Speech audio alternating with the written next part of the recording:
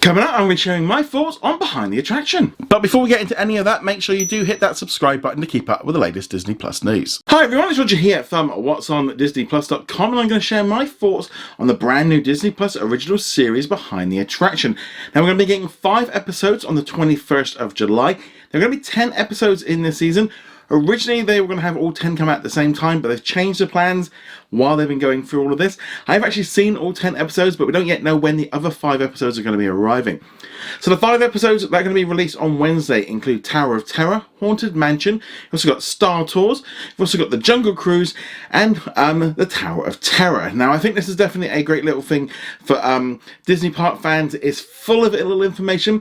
It's not on the same level as the Imagineering story. It's much more fun, a little bit more fact-based, lots of like little quips, lots of little bits of humour as well. It's definitely a lot of fun. I think if you're a Disney Park fan, you're going to want to watch this. If you've ever been to the theme parks, you're going to get a lot of joy out of this one. Now, I'm going to be honest, there were some episodes that I kind of enjoyed more from the second batch, which are a little bit more obscure than these ones. There's lots of information in here. If you've done a lot of research already, you might know a lot of this stuff, but for your average person, I think there's going to be a lot of information here. It's a little, as I said, much more digestible to take in than the Imagineering story, just focusing in on kind of one attraction, but they also kind of drift off into some of the other attractions that are kind of spin off from there. So say, for example, with the Jungle Cruise, it's also kind of got connections with the Animal Kingdom, kind of explaining how that came about. You've also got it, for example, with Star Tours, where they talk about them moving on and creating the Galaxy's Edge area, and then with the Space Mountain one, kind of talking about the Tron roller coaster and all the different versions that have come around. So it's very insightful. I really enjoyed it. Definitely a highlight for me. But I'm a huge Disney Park fan. I've been to all the theme parks around the world. So for me, this is just spot on what I wanted.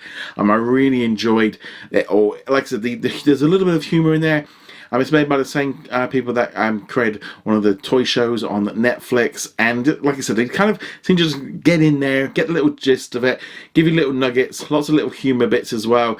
Yeah, and I'm sure lots of people are going to like it. It might be a little bit too long for younger audiences because they're around about 40 to 45 minutes an episode, so they're not short. I'm kind of glad in some ways that they have split it up, because I think dropping all 10 at once would be a lot. I don't know why they didn't do these weekly, because I still think they're strong enough on their own. But if you've enjoyed things like the Imagineering story or the magic of the Animal Kingdom, this is definitely a show you're going to want to watch. For me, great show. Easily give it a 4 out of 5. Definitely worth recommending. They'll probably maybe take your time and kind of spread them out a bit. Don't watch too many of them back to back.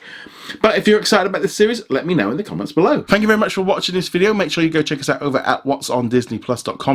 Like, follow and subscribe. Also a huge thank you to all of our supporters over on Patreon and also on our YouTube channel memberships. And I shall see you guys in another video. Laters.